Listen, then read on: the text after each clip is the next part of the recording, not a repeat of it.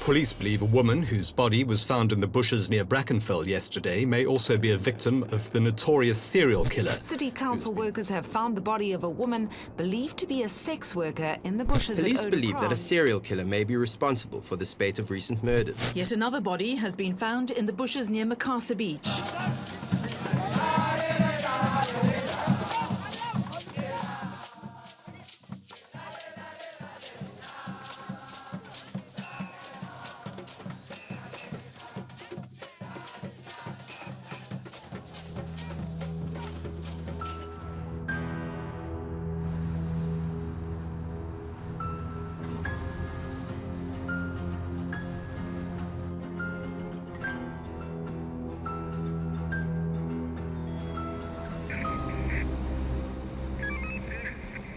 We were called by radio control how it normally worked. A station would discover a crime that will fall in our mandate, and they would have contacted us.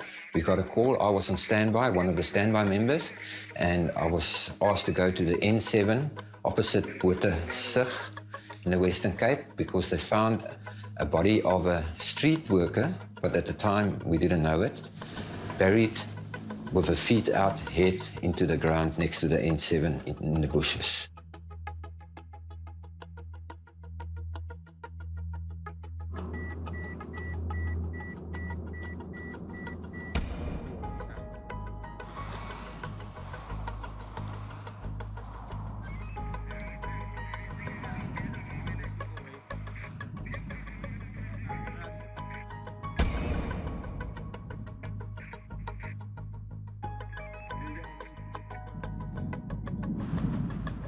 Once we removed the body, the first thing I saw was legitimate marks like a shoelace around the neck, which was the cause of death. Later on we found out, but I could make that at the scene as well because it was quite thick.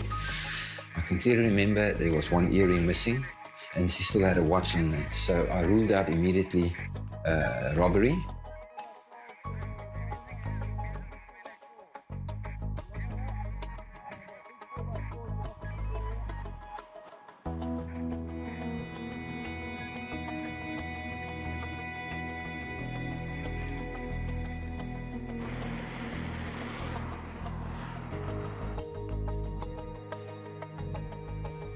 Firstly, what we did is to ask around Botersig, which is the closest. Nobody was reported as a missing person. Sending out to other police stations, any missing person reported in the last 24 hours, it was a negative response from the police station.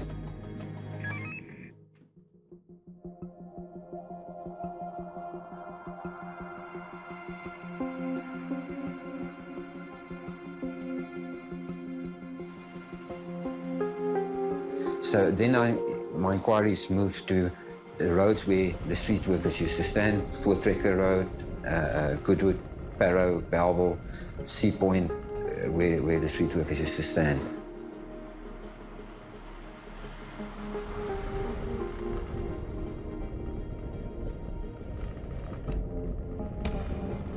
I then found out that there is a lady missing from the Goodwood area, Barrow Goodwood area, and that's how we identified on the end that she was seen the night before in Voortrekker Road and was picked up there.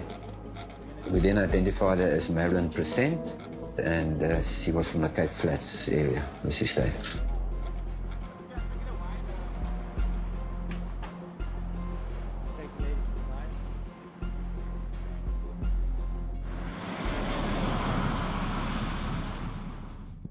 Vandaag is de 20ste September 1995.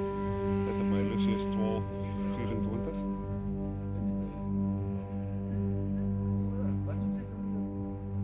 I was called by my commander to say go to Camps Bay because another body was found, seems of a sex worker, and a lot of it seems the same as your first murder.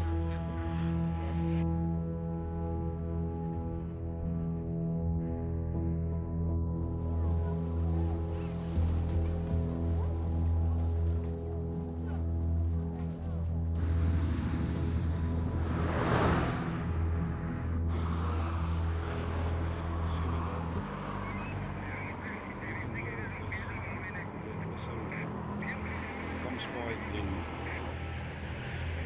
in dat nou wat het hier verbyloop is, die pad ook tussen Come Spy en dat nou. Come Spy en What I saw at this lady was the thin rope strangulation mark on the neck, which looked identical to the one of the first murder that I received at Boeresig. Ja, seker die volgende is op, oké. Ek sal nou oorgee. Mike Romeo, Papa 1. 14. Ja, ek sê vir jou die sluiter kan sal weer maar en dan I never realized then for definitely that there's a serial killer. But when I saw the second body at Camps Bay, I thought I have to have a check if there is not a serial killer or a person that is now on a spree. My feeling was at that stage that these two murders can be connected. If it's connected, then there's a great possibility there's a guy that we're going to start picking up bodies now. I sent to all the stations in the Western Cape faxes. Do you have any murders not solved of females that were dumped in bushy areas or away from the road? And if there was any strangulation, and then I started getting feedback on that.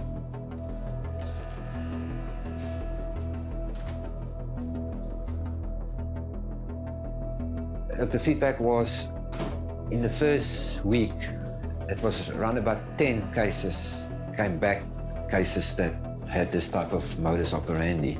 And on the end, I identified a few that I felt does fall into this modus operandi, and it went as far back as October 1992 that bodies was picked up on the N7 of ladies that stood in Sea Point along the road, and the body was dumped and strangulation.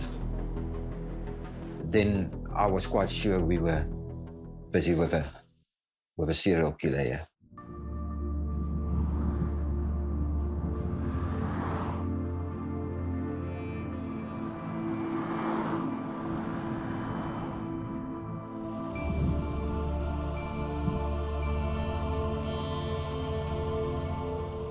I had to build trust with the woman first, and obviously there was suspicion. Who was this person? Was I trying to convert them? Was I trying to collude with the police?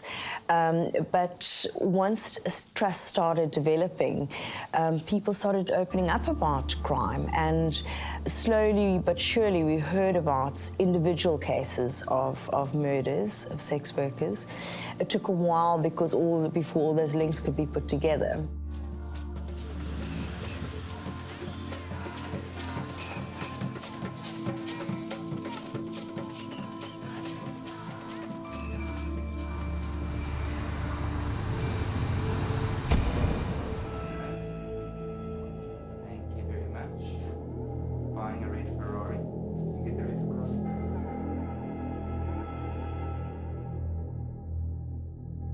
I went to the scene because at that stage I was called to, wherever a woman get picked up that was murdered in the veld, I was called to go and have a look.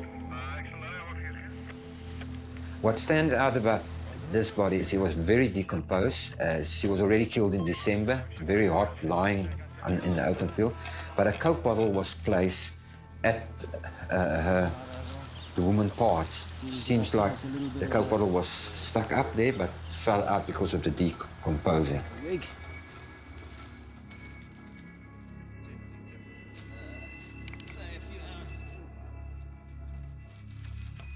When we did the autopsy, we found that the Coke bottle was never stuck up, but it was again staged like that. During the autopsy, it came out strangulation with a thin type of shoelace or thin rope.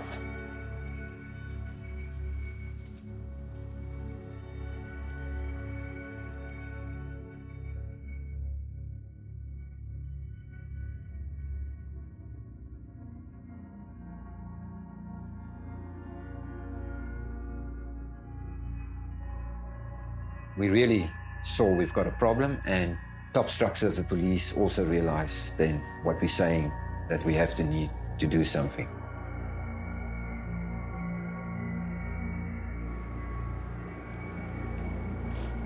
10 detectives and 50 uniformed personnel. The reason for that was we wanted to flood the streets at night with uniformed personnel and need to speak to the street workers and to see suspect cars, and detectives will follow up other leads. And we were led by Colonel Spannenberg.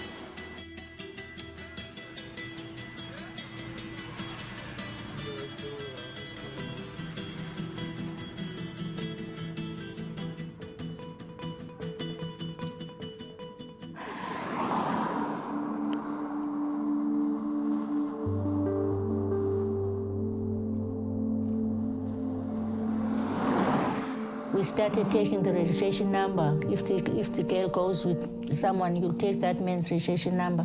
Then if it's a false number, then it's just too bad with that girl. But it was difficult also because you couldn't go to the police and say, this girl and that girl went with that person. It's just know among ourselves and tell one another that the last time I saw that girl, she was in that car. There was a lot of panic when people started hearing about more and more murders. People became very suspicious, and even regular clients started to become distrusted, and people were scared. Many people stopped working during the time or started working as pimps rather than sex workers. But for a lot of women, they didn't have that option and they had to continue working. The girls were so fearful. They were scared because everybody was thinking now, hey, am I going to be the next victim? That will be the outcome of the system. Commissioner Five was still on the issue of crime. There were promises made by the South African police that Collins houses days are numbered. How far are we from Collins? You know, I can't, and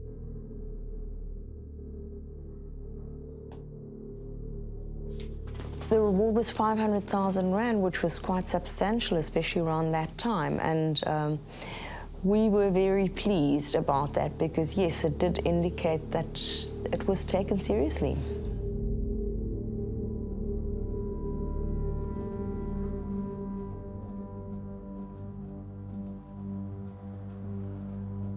The relationship between street workers and the police was never a good one.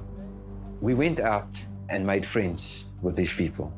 I was every night on the street talking to them, and I went to Sweat, who was dealing with them. And the reason why we wanted to get them on our side is first, they're the ones that have the information. They stand on the streets, they see, all their, as we call their pimps, who never speaks. So they were vital to us. The Sweat played quite a big role and often in the beginning, especially we had to take statements on behalf of the police. And slowly but surely people could see, but hey, all of a sudden there is someone out there from the police who really, really takes this seriously, who regards this as in a serious light as any of the other murders.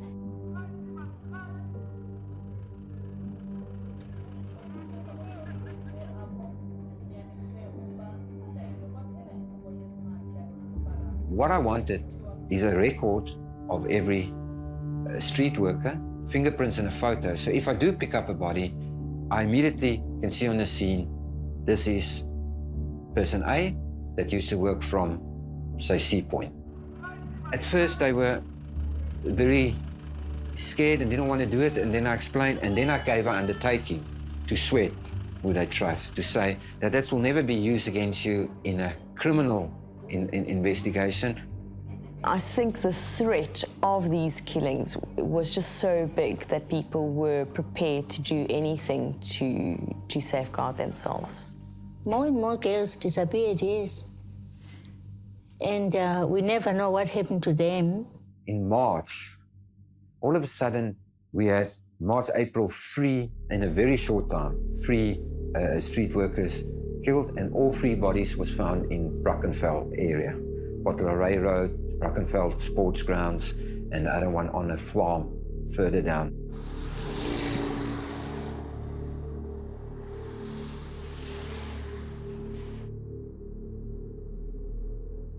She was a very sad situation because she wasn't what we call a regular street worker. She lost her job. She worked at a big chain store and they retrenched people, and she had 2 kids at school and she couldn't afford, so she went out in the mornings. After she drops her kids at school, she goes out to make money, to make a living, and she never stood on the road at night. She only stood in the day.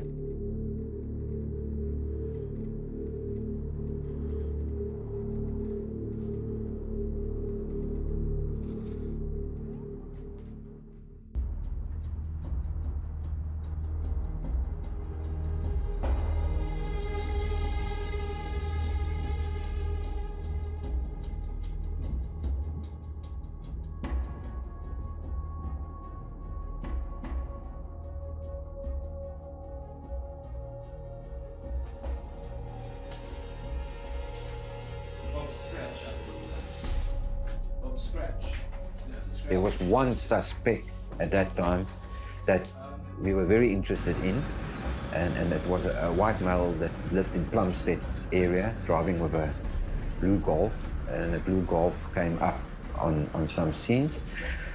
We intensively investigated him, picked him up, detained him. On the end, he was charged for assaulting street workers in the Wynberg area, but he had nothing to do then on the end because there was alibis for certain dates of murder. It wasn't in Cape Town.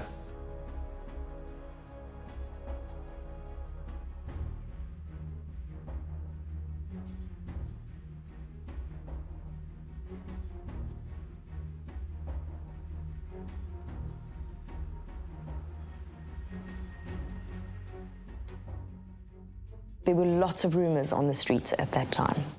Rumours about a guy driving around in a blue bushy. That was quite a common one.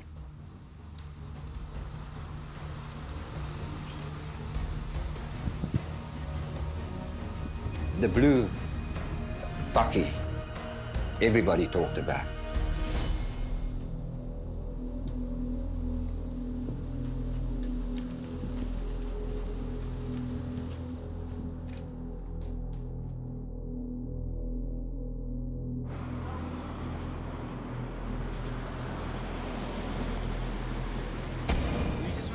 Inside your vehicle, sir.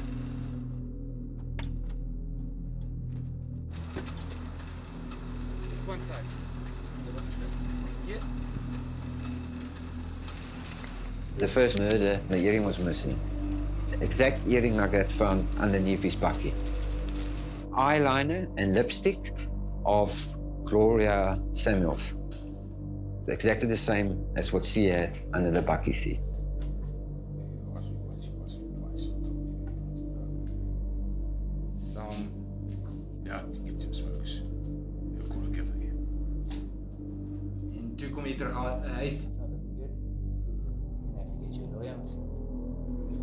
Her profile fitted this person we arrested 99%. She came out to us and she said, in her mind, it's absolutely clear that this is our suspect. But unfortunately, that's not enough to go to court and convict a person.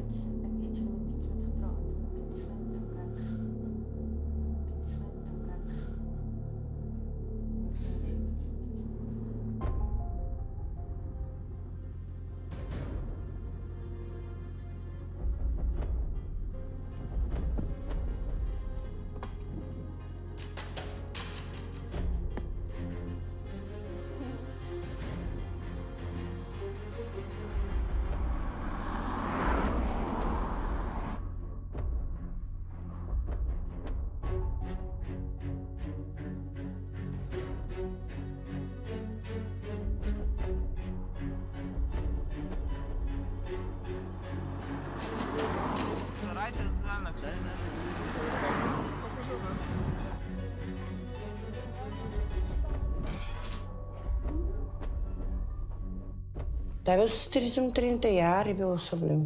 Gaan het een jaar maken.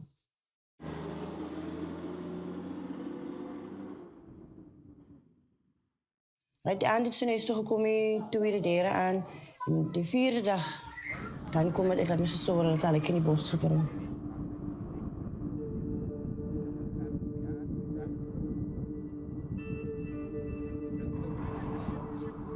Daar was 'n man wat altyd hier gekom het. En as jy die versiering optel het, het die matrice opgetel of so. Maar hy het nie te lank hier gekom nie. Hy het in 'n blou bakkie gery. Hy het amper sy jippie voorgekom. En hy het 'n bandana gedra. En sy hare was so wild nebe my huis. He used to wear American, like a cloth that he put around his head like an Indian. And he used to walk around, but what was also interesting, he used to walk around with a piece of string in his hands always. Blue Bucky was also seen in the morning at Old Fora Road.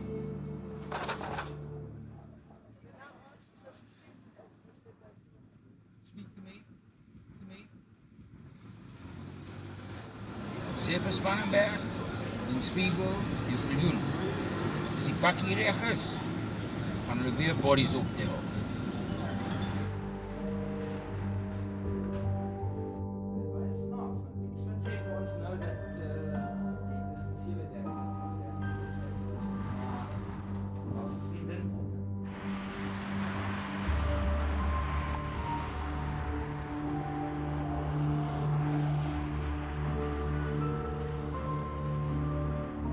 Everyone wanted to believe that he was the guy. And also the murders stopped after that.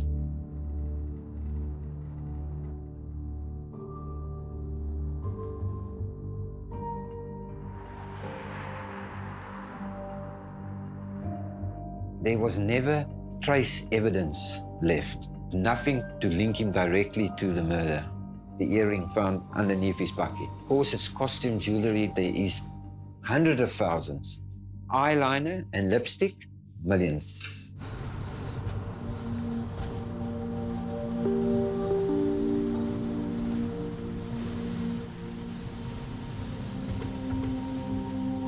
Was it a coincidence? Was it definitely as a result of Weir's arrest? I'm not sure. But there was definitely a drop.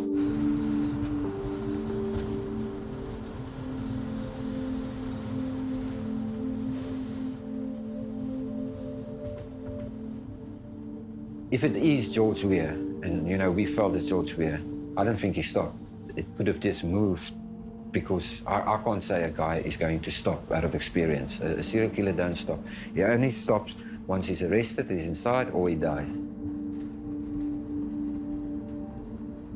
I'm thinking I've failed, in a way, the victims, because this is the right guy, and I couldn't get him to a trial. You want to ride? How much you charge? I get it.